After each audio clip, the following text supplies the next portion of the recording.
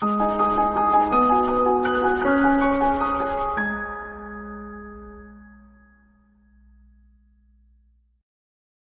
Friends, welcome to pro talent and I am Nitin Parmar. My dear students, आपका CLAT का examination खत्म हो चुका है, एलेट का एग्जामिनेशन खत्म हो चुके हैं। ये सुनो, आपके जो भी स्कोर आएंगे उसके बेसिस के ऊपर आपका एडमिशन होगा। ठीक है, तो अब आगे की भी थोड़ी प्लानिंग कर ले भैया। ये सुनो, सो जैसे हम अब आपको सीरीज ऑफ वीडियोस के अंदर ये बताएंगे कि कौन कौन सी एग्जाम्स आपको देनी चाहिए और उसके लिए क्या क्या तैयारी करनी चाहिए। जहाँ पे हम सबसे पहले शुरुआत करेंगे NMIMS का एनलेट एग्जामिनेशन। किससे शुरुआत करेंगे? NMIMS का एनलेट एग्जामिनेशन। आज हम बात करने वाले हैं एग्जाम स्ट्रक्चर क्या होगा, एग्जाम के डेट्स क्या है, टॉपिक वाइज प्रिपरेशन में क्या ध्यान रखना है, उसके सपोर्ट मटेरियल के बारे में मैं अलग से वीडियो बनाऊंगा और एक्सपेक्टेड कट ऑफ क्या होगा वो आज बताऊंगा। तो दोस्तों, सबसे पहले एनलेट एग्जामिनेशन का स्ट्रक्चर अगर बता दूं आपके, तो ये रहा आपके सामने। 120 मिनट्स में 150 questions with no negative marking, कोई नेगेटिव मार्किंग नहीं है। ठीक है, 5 सेक्शन है दोस्तों। Quantitative technique, logical reasoning, legal reasoning, current affair including GK and English, ये 5 सेक्शन है।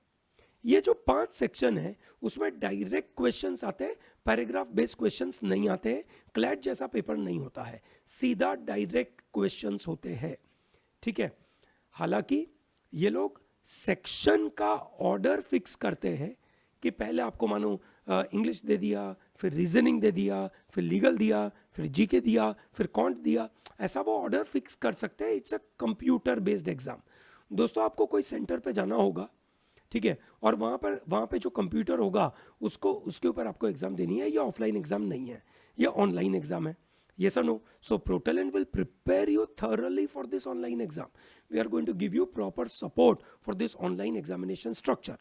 दोस्तों, इसका डेट क्या है? एग्जामिनेशन का डेट है 4 जनवरी से 31 मई के बीच में आप 3 अटेम्प्ट दे सकते हैं। और ये 3 अटेम्प्ट में से जो बेस्ट ऑफ दिस 3 होगा वो आपका काउंट होगा NMIMS एडमिशन के लिए। समझ में आ गया? चलिए, बहुत अच्छी बात है ना? This is very important, this is very crucial. चलिए देखते हैं।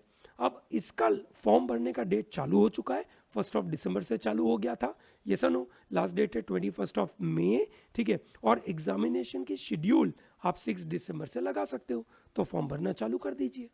आप बोलेंगे, सर क्या मेरा स्कोर क्लैट में अगर 75 के ऊपर आया हो तो मुझे एनलेट का फॉर्म भरना चाहिए? तो मैं बताऊंगा कि बेटा रुक जा थोड़ा समय, है ना, और वेट कर जब तक, मतलब by the end of December and they will release the ranking, तो पता चल जाएगा।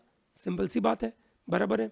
ठीक है, और अगर जिसका स्कोर आया है 50, 60, है ना, 40 के आजू बाजू, इनको तो कंपलसरी फॉर्म भरना चालू कर देना चाहिए। Is that very clear to everyone? चलिए, बहुत अच्छी बात है। ठीक है, तो ये तो हुआ एनलेट के डेट्स और ये था आपका एग्जाम का स्ट्रक्चर। क्लियर है भैया? पूरी बात क्लियर है? अब देखते हैं दोस्तों, इसके अंदर ये लोग टॉपिक वाइज क्या क्या से क्वेश्चन पूछते हैं। जैसे लीगल रीजनिंग में प्रिंसिपल फैक्ट बेस्ड क्वेश्चंस रहते हैं, कॉन्स्टिट्यूशन, क्राइम, टॉर्ट, ठीक है, और कॉन्ट्रैक्ट, इन एरिया के क्वेश्चंस आते हैं। बहुत ही स्ट्रेट फॉरवर्ड क्वेश्चंस होते हैं दोस्तों। इसके लिए ProTalent will provide special support in terms of videos, ठीक है, and in terms of study material. This is going to be very useful. I'm going to make a lot of content for you. Please take that, okay? These are going to be very useful to you. Study material भी आपको यहाँ से मिलेगा, ठीक है। सो ये सब की तैयारी आप कर लीजिए दोस्तों। इन सब के वीडियोस ऑलरेडी ProTalent की YouTube चैनल के ऊपर अवेलेबल है।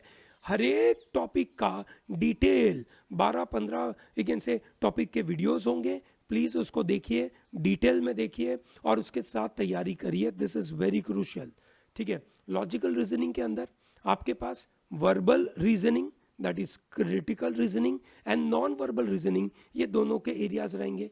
नॉन वर्बल में क्या आएगा? Selection criteria, syllogism, visual reasoning, Venn diagram, family tree, ranking, direction sense test, series, coding decoding, linear arrangement, ये सब एरियाज आपके पास रहेंगे।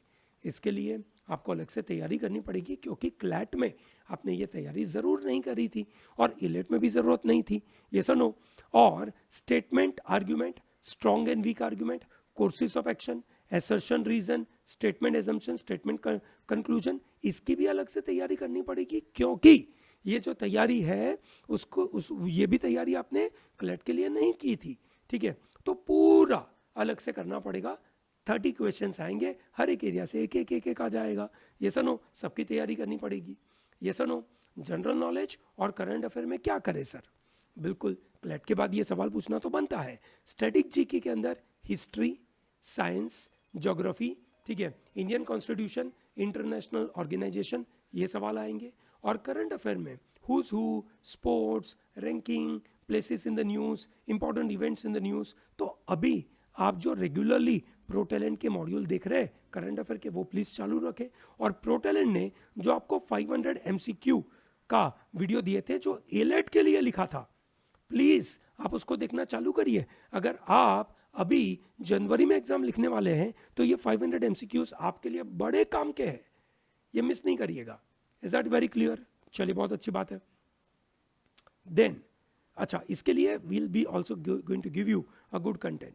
वर्बल एबिलिटी में वोकैब, ग्रामर, आरसी और पैराफॉर्मेशन, ये आपको ध्यान देना पड़ेगा। वोकैब में synonym, antonym, idioms, phrasal verbs, ये सब आएंगे। ग्रामर में subject verb agreement, preposition, conjunction, use of since, as, tenses, adjective, adverb, सब कुछ रहेगा भैया, है ना, ठीक है। आरसी और पैराफॉर्मेशन। सिमिलरली आपके पास रहेगा क्वांटिटेटिव एप्टीट्यूड। क्वांटिटेटिव एप्टीट्यूड में majorly average, mean, mode, median, percentage, profit loss, simple interest, compound interest के questions, ratio, work and time, time speed distance, mensuration, data interpretation, simplification और लीनियर इक्वेशंस के questions रहते हैं। तो ये सब areas के लिए भी प्रो टैलेंट के वीडियो ऑलरेडी अवेलेबल है हमारी चैनल के ऊपर। आप सर्च करिए quantitative aptitude, topic by topic हर छोटी छोटी चीजें हमने आपके लिए कवर ऑलरेडी करके रखी हुई है। I will try and provide some additional support for this, ठीक है। तो प्लीज ये देखिए, और आपने अगर कोर्स लेके रखा है प्रो टैलेंट का तो ये सब कंटेंट आपके पास ऑलरेडी अवेलेबल है, ठीक है। दोस्तों 2022 के एग्जाम के नजरिए से अगर मैं बात करूं तो उन्होंने सबसे पहले वर्बल सेक्शन से चालू करा, उसके बाद रीजनिंग आया, उसके बाद क्वांटिटेटिव एप्टीट्यूड आया, उसके बाद जीके आया और सबसे आखिरी में लीगल आया। और इसमें सेक्शनल टाइम लिमिट नहीं थी, आपको अपने हिसाब से मैनेज करना था सेक्शन को। और अगर मैं आपको सजेशन दूं तो क्या करना चाहिए, 15 मिनट में आपका वर्बल खत्म हो जाना चाहिए, रीजनिंग उसके बाद आएगा तो you will take 25 minute to that, उसके बाद आपका आएगा कॉन्ट, 20 मिनट में इसको कंप्लीट करिए, उसके बाद आप जीके आएगा और आखिरी में लीगल। इस तरीके से आप अपने 120 मिनट को मैनेज करेंगे। Is that very clear to everyone? सबको बात क्लियर है? चलिए बहुत अच्छी बात है। तो दोस्तों जल्द से जल्द एनलेट का डिसीजन लीजिए। आपके मन में कोई डाउट हो, कोई कंफ्यूजन हो, प्लीज हमसे बात करें। Will be more than happy to respond to all your queries about AILET. Okay, is that very clear? अगर आपको ये वीडियो पसंद आता है तो इसको लाइक करिए, चैनल को सब्सक्राइब करिए एंड स्प्रेड करिए ये इन्फॉर्मेशन को to large number of people so that they can get the benefit of this. Okay, thank you. All the